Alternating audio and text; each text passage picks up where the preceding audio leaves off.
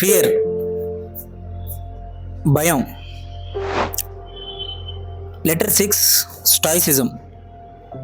On the cure for fear. రోజులో ఒక మనిషి చాలాసార్లు ఫియర్ ఫీల్ అవుతాడు, మళ్ళీ కొంచెం సేపటికి ఆ భయం పోతుంది. కానీ ఎందుకు అది? కొంతవరకు ఓకే, చెప్పినట్టుగా every emotion is good for human being until unless it cross its limit. Seneca తన ఫ్రెండ్ లుసిలియస్కి లెటర్ 6లో ఏం చెప్పాడంటే, హౌ టు క్యూర్ ఫియర్ అనే ప్రశ్నకి ఆన్సర్గా cease to hope and you will cease to fear. Cease, C A S E అంటే ఆపండి, మానేయండి అనే అర్థాలు వస్తాయి. Cease to hope and you will cease to fear అంటే ఆశించటం. హోప్, ఆశించటం మానేస్తే భయం దానంతట అదే ఆగిపోతుంది అని. మరి ఏదైనా ఆశించకుండా ఎలా ఉండగలగాలి? నీ కంట్రోల్లో ఉన్నదాన్ని మాత్రమే నువ్వు ఆశించాలి. నీ కంట్రోల్లో లేని దాన్ని నువ్వు ఆశించొద్దు. వస్తే మంచిదే, రాకపోయినా మంచిదే, because you does not have hope in that. ఇంకా ఏం చెప్పాడంటే, fear keeps face with hope, both belong to a mind in suspense, to a mind in a state of anxiety through looking in to the future. Both are mainly due to projecting our thoughts for ahead of us instead of adapting ourselves to the present.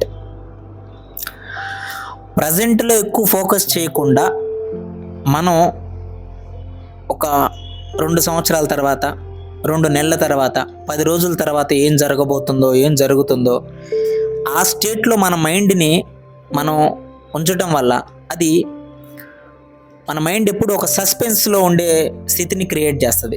ఎప్పుడైతే మన mind ఎప్పుడు సస్పెన్స్లో ఉంటుందో రోజు రోజుకి దానికి ఒక anxiety, భయం అనేవి ఏర్పడతాయి. అయితే ఖచ్చితంగా మైండ్కి కొన్ని స్టేజెస్ ఉంటాయి. ఇప్పుడు ఏదైనా మీరు ఊహించింది జరిగినప్పుడు ఖచ్చితంగా షాక్ అవుతాం. మైండ్ ఫస్ట్ షాక్ అవుతుంది, ఆశ్చర్యపోతుంది ఎందుకు ఇట్లా జరిగిందని. తర్వాత బాధపడుతుంది, తర్వాత దిగులు పడుతుంది, తర్వాత రియలైజ్ అవుతుంది. రియలైజ్ అంటే తెలుసుకుంటుంది, గ్రహిస్తుంది, ఓకే జరిగిపోయింది, అందరికీ జరిగింది, మనకే జరిగింది, life is this is what అని అనిపిస్తుంది. అప్పుడు యాక్షన్లోకి వెళ్తాం. అంటే shock, sorrow, depression, realization and action.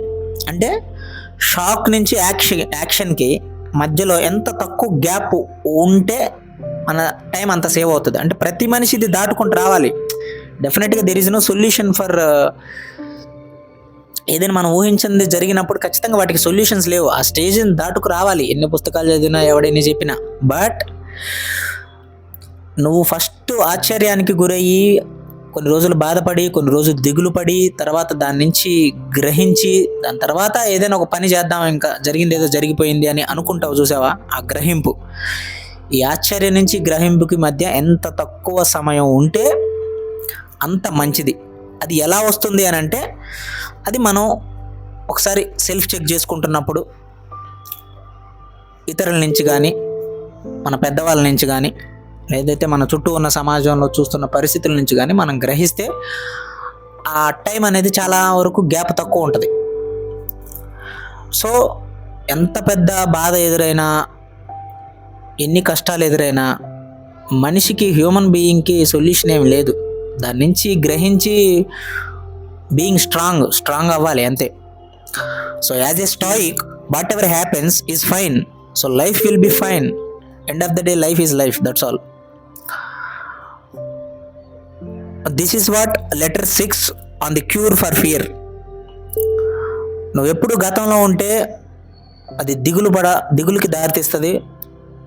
నిరంతరం భవిష్యత్తులో ఉంటే అది భయానికి, యాంగ్జైటీకి దారితీస్తుంది. సో ప్రజెంట్లో ఉంటే, ఆ ప్రజెంట్లో నువ్వు చేసే పని మీద ఫోకస్ పెడితే గతాన్ని మర్చిపోవటానికి అవకాశం ఉంది. భవిష్యత్తులో జరిగే పరిణామాల గురించి ఎక్కువ ఊహించకుండా ఇక్కడే నువ్వు ఫౌండేషన్ వేస్తున్నావు కాబట్టి నీ పని ద్వారా. So it will give progressive results to our lifes. So always present మీరు చేసే పని మీద ఫోకస్ చేయండి. ఆ పనే అన్నిటికీ సొల్యూషన్స్ చెప్తుంది. పనిలో ప్రోగ్రెసివ్ ఎట్లా అవ్వాలి, నెక్స్ట్ స్టెప్కి ఎట్లా వెళ్ళాలి అనే ఒక పాయింట్లో మనిషి దాటగలిగితే మాత్రం 95% ప్రాబ్లమ్స్ అన్నీ పోతాయి. ఫియర్ అనే మాటే ఉండదు. బట్ చెప్పినట్టుగా మానవ సమాజానికి ఎమోషన్స్ అనేవి న్యాచురల్, ఎందుకంటే that is a human nature. కానీ అవి వాటి స్థాయిని మించకూడదు.